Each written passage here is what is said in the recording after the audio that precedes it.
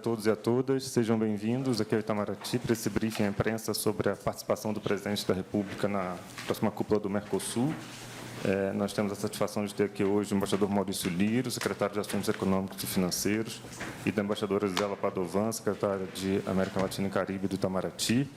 Como de hábito, nós vamos abrir para a apresentação da mesa e depois para 3 perguntas à imprensa. Também muito obrigado.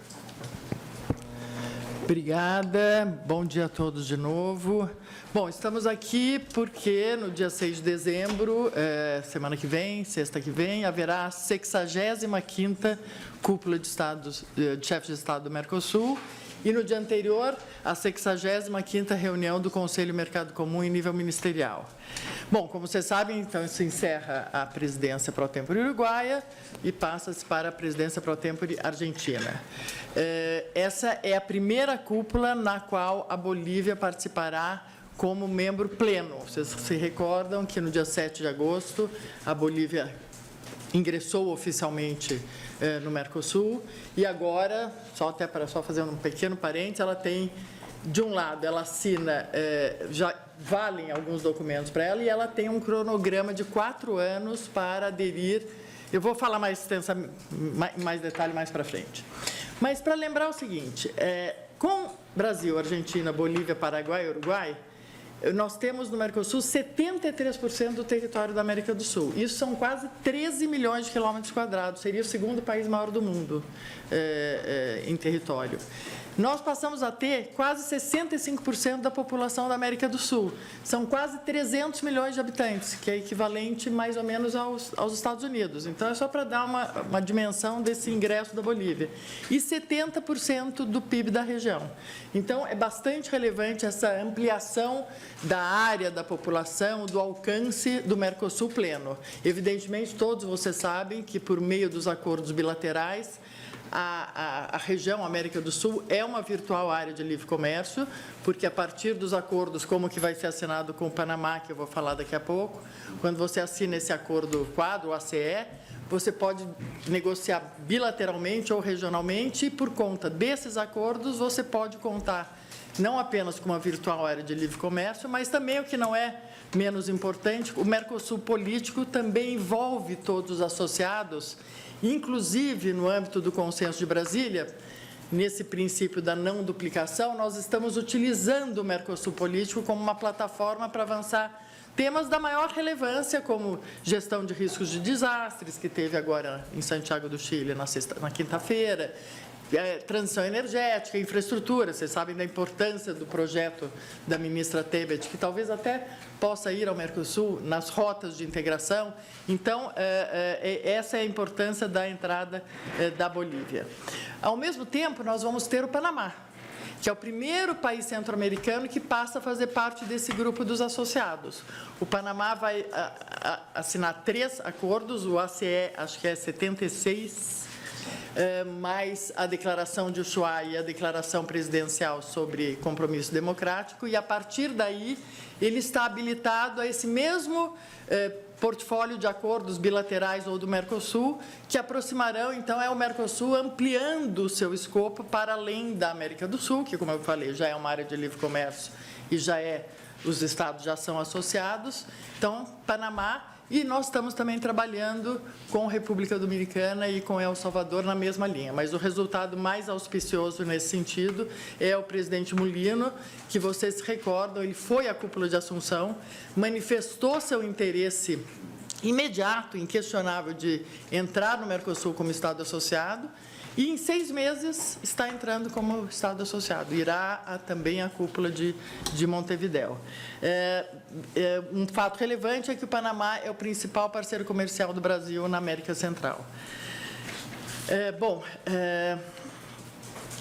Vamos falar um pouquinho da agenda comercial intra-Mercosul.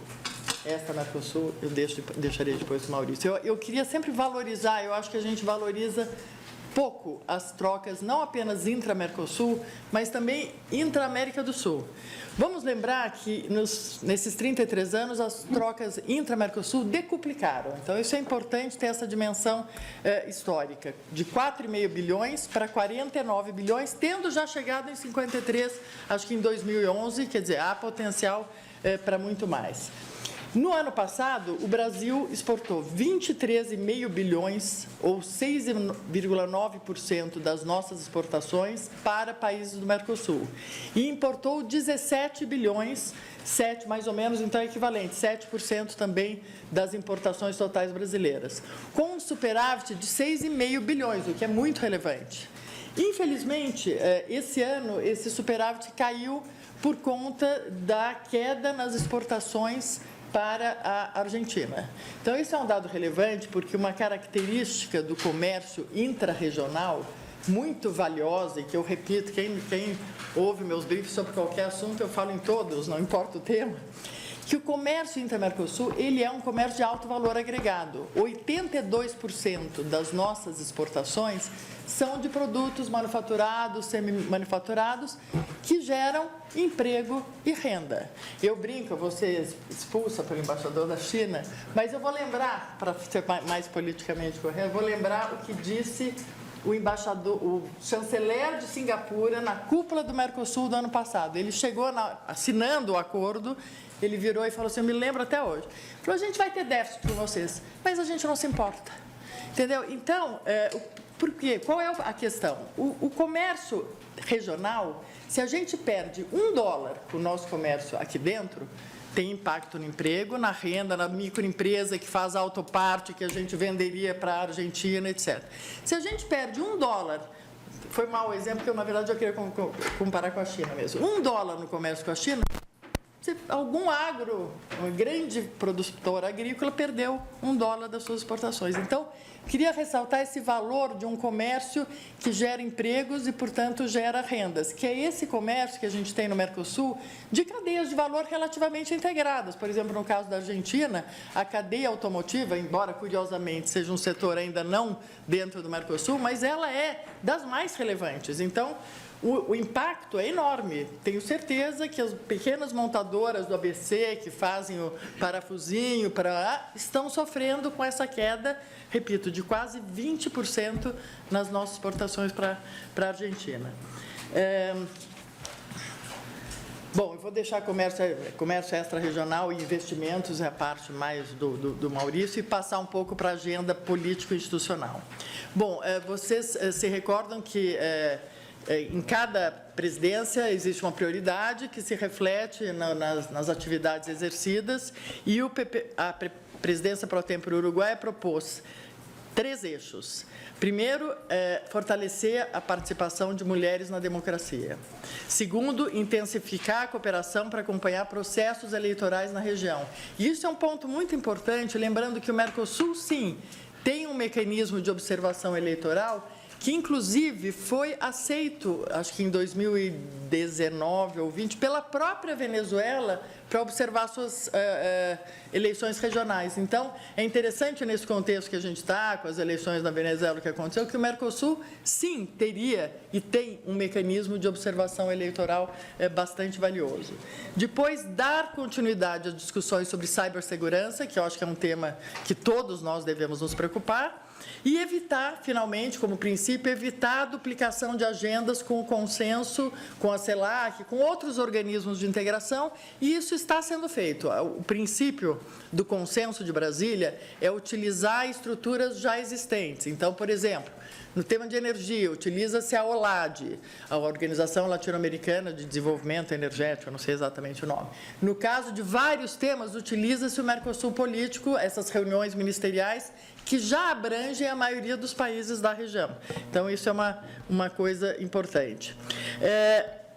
Ao mesmo tempo, foram realizados, o Mercosul tem uma quantidade de reuniões ministeriais e de altas autoridades que é brutal.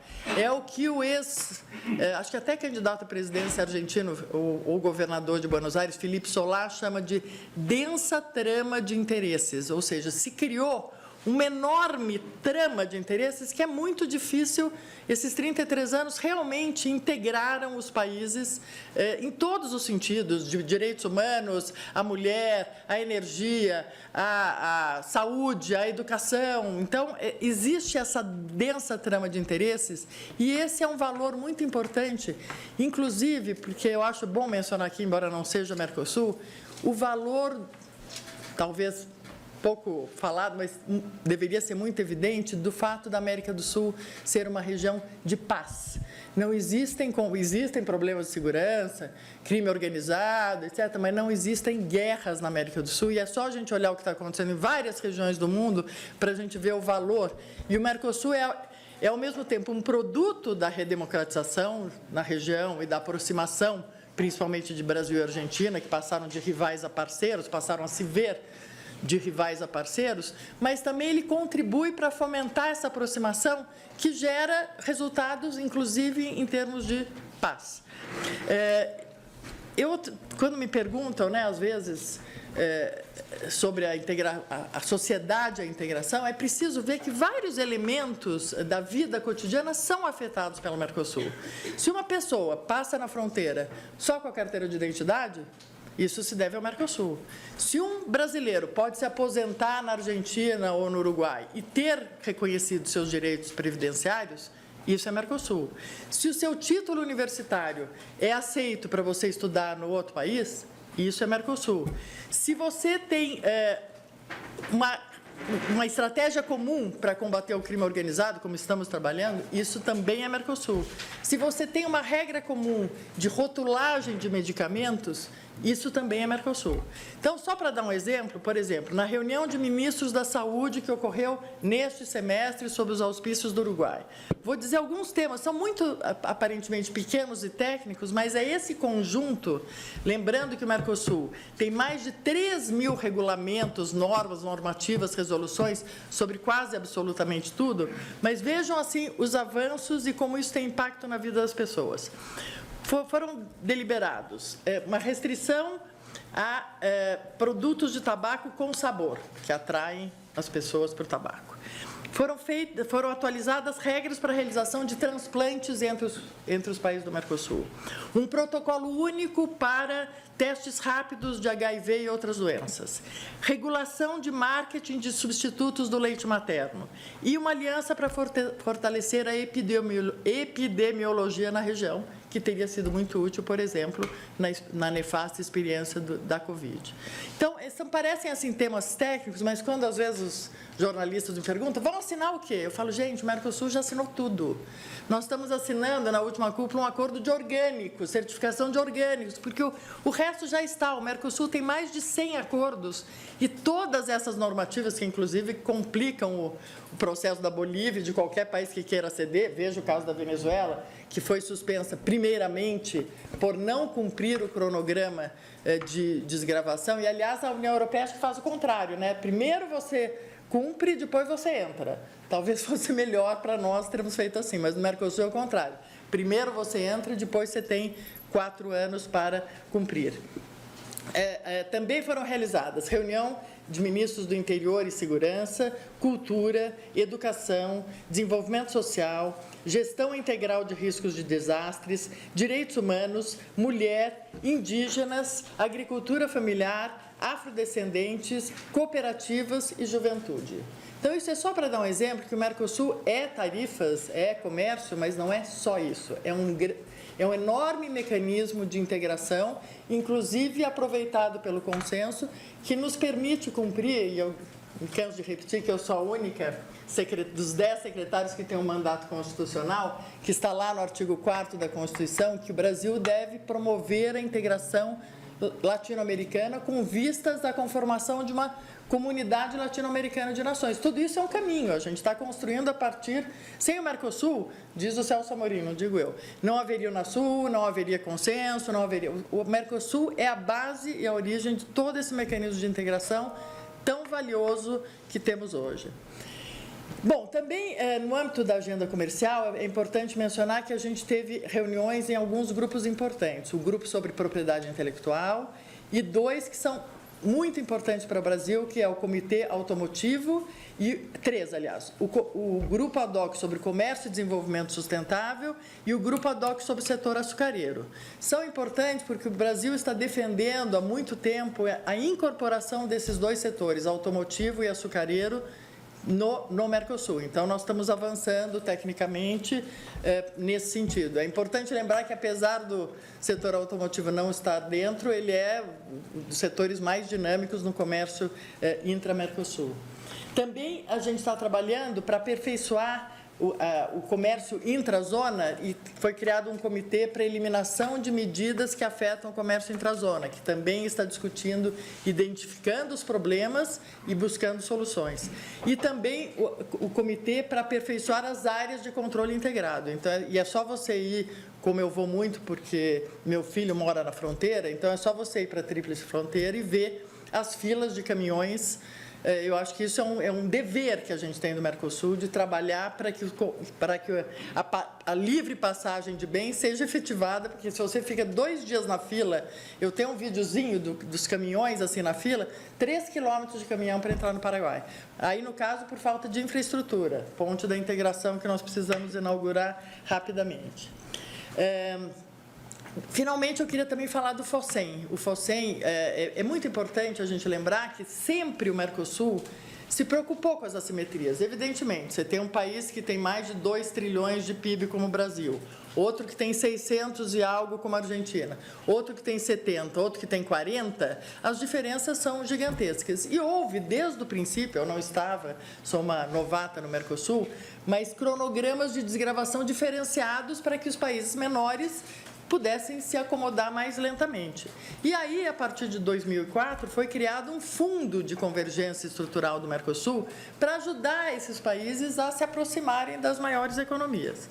No ano passado, recorde, o Brasil saldou sua dívida com o FOSEM de 99 milhões e, por conta disso, tivemos acesso a 70 milhões para projetos na faixa de fronteira. Recorde-se que a nossa faixa de fronteira são 150 quilômetros a partir da nossa fronteira. E já foi, o Ministério do Planejamento identificou 8 projetos para esses 70 milhões, e o primeiro já foi aprovado, só para dar um exemplo do tipo de projeto, é o contorno viário de Amambaí, no Mato Grosso do Sul, uma área fundamental para o fluxo de produtos dessa região tão dinâmica em termos de exportações, em direção ao corredor bioceânico, que também pretendemos inaugurar proximamente, e assim beneficiando as nossas exportações, por exemplo, para a China, que eu tinha falado aqui. E, finalmente, a PPTU realizou a 3ª edição do Fórum Empresarial. Vocês devem se lembrar que todo semestre há uma edição desse fórum, concentrada em implicações das novas tecnologias de armazenamento e compartilhamento de dados, blockchain, e as implicações da inteligência artificial para o comércio internacional. Bom, voltando um pouco para o relacionamento regional, como eu disse, Panamá vai assinar, agora certinho, o Acordo de Complementação Econômica 76, o ACE 76, o Protocolo de Ushuaia sobre o Compromisso Democrático no Mercosul e a Declaração Presidencial sobre o Compromisso Democrático do Mercosul. E, a partir daí, estará livre para fazer acordos, seja bilateralmente, ao abrigo da ALAD, seja Mercosul comercial, propriamente dito, com o Panamá. Estamos progredindo também em relação ao El Salvador, que a coordenação é da Argentina, e já aprovamos os termos de referência para essa negociação inicial. E com a República Dominicana, estamos quase ali, recordando que a República Dominicana, que parece um país tão pequeno, é a 7ª economia da América Latina e do Caribe. Então, é também um acordo importante. Nós continuamos trabalhando com os países com os quais já temos acordo. Por exemplo, só para mencionar que com o Chile nós fizemos uma comissão administradora do acordo e tem uma pequena mudança por conta da atualização do regime de origem, que o índice de conteúdo regional de automóveis baixa de 60% para 50%. E isso terá um impacto nas nossas exportações de automóveis e veículos de transporte. Inclusive, tem uma licitação que eu nem sei como é que está lá na prefeitura chilena, para ônibus, etc. Então, às vezes, uma pequena mudança tem um impacto significativo.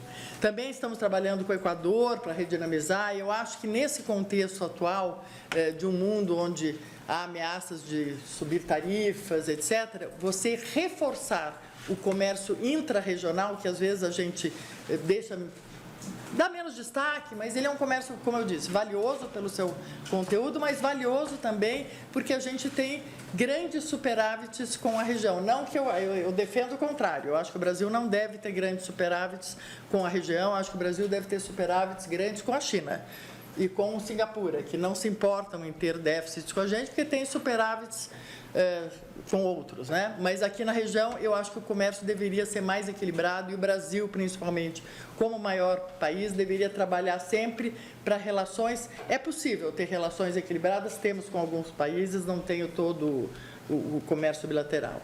E, finalmente, gente, recordar, então, que passam a, no caso da Bolívia, que acabou de entrar, passam a valer imediatamente o Tratado de Assunção, o Protocolo de Ouro Preto, que é a estrutura institucional, o Protocolo de Olivos para a solução de controvérsias, o Protocolo de Assunção, não, a Declaração de Assunção sobre Direitos Humanos e o Protocolo Constitutivo do Parlasul. E o resto, que é a nomenclatura comum do Mercosul, lembrando que a Bolívia usa a Nandina, porque é da comunidade andina, então ela tem que fazer essa transposição, que imagino que seja um trabalho meio hercúleo.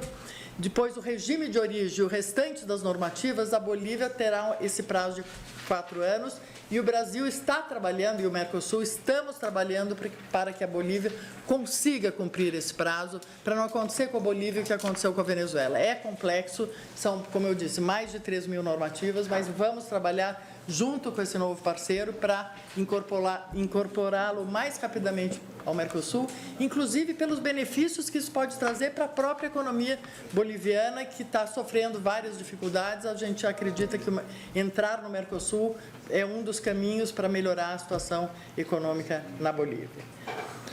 Acho que eu não tenho mais nada a dizer nesse início, e se houver alguma pergunta, passo então para o embaixador Maurício Lírio. Obrigada, gente. Aqui não desliga, né? Obrigado, Gisela. Bom dia a todos, bom revê-los. Bom, sobre a agenda extra-regional do Mercosul, os principais avanços, como previsto inclusive na última cúpula, se concentraram em 3 negociações. Primeiro, Mercosul-União Europeia, além dessa Mercosul-EFTA, que é a área assim, de livre comércio da Europa, países que não são parte da União Europeia, e também com Emirados Árabes Unidos, né? Começo por Mercosul e União Europeia, fizemos mais uma rodada negociadora na semana passada, aqui em Brasília. Foi a terceira rodada no semestre, né? Todas foram feitas aqui em Brasília, aliás, desde agosto do ano passado, foram 7 rodadas em Brasília, e agosto, bom, as datas específicas eu até tenho aqui, posso passar a vocês, mas esse semestre foram reuniões em setembro, outubro e novembro. A de novembro terminou na semana passada, com avanços importantes, e as questões pendentes foram submetidas aos líderes, né, eu diria dos 2 agrupamentos. Então, esse é o quadro. Estamos vendo de maneira muito positiva o desenrolar das negociações. O próprio presidente Lula já fez referência ao fato de que tem a expectativa de que tenhamos a conclusão das negociações até o final do ano, né? E já disse também que isso tem um significado que vai além do significado comercial, porque, na verdade, tem uma importância política também muito considerável, que é o fato de que, nesse momento de conflitos, antagonismos recorrentes, protecionismo, ameaças unilaterais e assim por diante, eu diria, o investimento na integração comercial e nos valores comuns de 2 regiões como Mercosul, 2 blocos como Mercosul e União Europeia, em torno de temas como democracia, sustentabilidade, isso tudo constitui um sinal político também que vai além da questão puramente comercial, que, aliás, é muito importante também.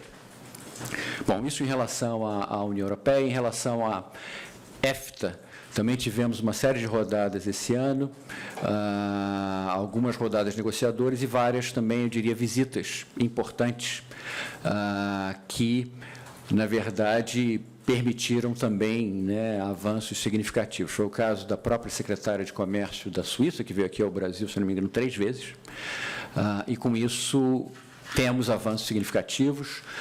O acordo ainda não está pronto para ser fechado, mas temos a expectativa de que ano que vem teremos esse acordo. A EFTA, só para recordar, são Suíça, Noruega, Islândia e Liechtenstein. As duas maiores economias do grupo são Suíça e Noruega. Em relação a Emirados Árabes Unidos, que foi a terceira negociação mandatada na última cúpula, né, no meio do ano, começamos as negociações em agosto e, talvez num ritmo sem precedente, logramos muitos, eu diria, muitos progressos. Temos já boa parte do acordo concluída, boa parte, eu diria, em alguns setores, em alguns capítulos, mas ainda temos um trabalho a fazer.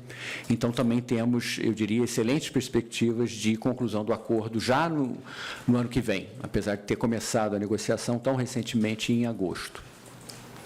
Bom, essas são as 3 reuniões principais. Obviamente que também agrego os encontros do presidente da República com representantes, nesse caso, principalmente com a União Europeia, né? O presidente, só nesse semestre, esteve com a presidente Úrsula em setembro, em Nova York, e também agora no Rio de Janeiro, na cúpula do G20. Já tinha tido um outro encontro com a presidente von der Leyen em abril, na cúpula do G7. Então, isso dá uma boa indicação da importância política que se atribui a essa negociação e, eu diria, as expectativas positivas que temos em relação a esse tema. Bom, com isso, não sei se Gisela quer fazer algum complemento ou se passamos já às perguntas. Tá bem? Então, vamos. Bom, nós vamos circular os microfones, então. Eu peço só, por favor, que se identifiquem o veículo e esperem a gente indicar. Bom dia, embaixadores. São 2 perguntas. Uma, embaixadora Gisela, você pode explicar o que aconteceu, onde foi essa queda do comércio com a Argentina nesse ano e as causas para isso? E para o embaixador Lírio, quais as perspectivas reais de se assinar esse acordo nessa cúpula do Mercosul? É a única pergunta que todo mundo tem hoje. Olha, eu não tenho os detalhes das razões, mas a queda no Mercosul foi em decorrência da queda nas nossas exportações para a Argentina, em função do programa de ajuste do presidente Milei. Agora, aí eu teria que talvez me preparar melhor para saber onde que caiu, mas caiu muito, evidentemente, no setor automotivo, porque são os setores mais integrados. Nós temos um acordo com a Argentina nesse setor e os carros, metade dos carros são produzidos aqui, metade lá, e os que são lá recebem autopartes daqui. É um setor muito integrado. Agora, por que isso eu acho que é reflexo do ajuste geral da economia argentina, da queda do poder aquisitivo, porque existem indicadores positivos, macro, eu não sou economista, mas existe um aumento da pobreza, existe o aumento do desemprego, existe a queda no rendimento das pessoas, dos trabalhadores, dos aposentados. Então, acho que isso necessariamente implica queda nas vendas. Aí eu não estou assim preparado para comentar a economia argentina, mas é função do ajuste implementado. É a única explicação, que de um ano para o outro você tem uma queda de 20%. O que mudou este ano? Entrou um novo governo argentino que quis promover um ajuste bastante forte. Então, isso tem implicações, infelizmente, negativas para nós. Basta dizer o seguinte: nós tínhamos um superávit de 6,5 bilhões no ano passado em relação às nossas exportações para o Mercosul. Agora, praticamente equilibrou, o que é desejável, mas a gente sempre quer equilibrar por mais comércio, não por menos. No caso, nós equilibramos com menos comércio, o que efetivamente não é desejável. E, se você for medir, eu não sou economista, mas haverá um impacto na economia brasileira derivado disso. Indústrias do setor, com certeza, de autopartes, com certeza estão sofrendo. Se vocês forem aí aos produtores, pequenos produtores, isso deve ter um impacto considerável. 20% não é pouca coisa de um ano para o outro, né? Maurício. Lisandra, só para esclarecer, né? Na verdade, a assinatura é só depois da tradução, né? Você me perguntou, assinatura agora em Montevidéu, né? Isso não é o que está em jogo. Na verdade, todo acordo que a União Europeia negocia com seus parceiros, né? Após a conclusão das negociações, há um longo processo de tradução, são 23 línguas, né? E, além disso, tem a revisão, vamos dizer assim, legal final. Então, não é isso que está em jogo, mas é que está. É o que nós pretendemos, presidente, isso. Nós queremos, vamos dizer assim, chegar à conclusão das negociações este ano. O que eu posso dizer é que estamos esperançosos.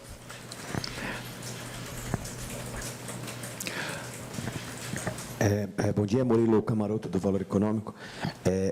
Uma dúvida, já pergunta sobre o Mercosul, que já foi respondida, sobre a questão de El Salvador. Eu queria saber se essa questão da democracia em El Salvador não complica, de alguma forma, a chegada desse país ao bloco. Obrigado. Não, nós estamos, inclusive, foram acordados os termos de referência para iniciar as negociações. Mas El Salvador teve eleições e o presidente foi reeleito com grande apoio popular. Então, não há nenhum questionamento sobre a democracia em El Salvador, nesse sentido, né? Vamos aqui tomar uma última pergunta.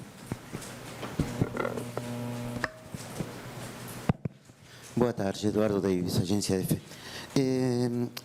Embaixadora, a senhora destacou a discussão, a força que tomou a discussão sobre assuntos de mulheres no Mercosul.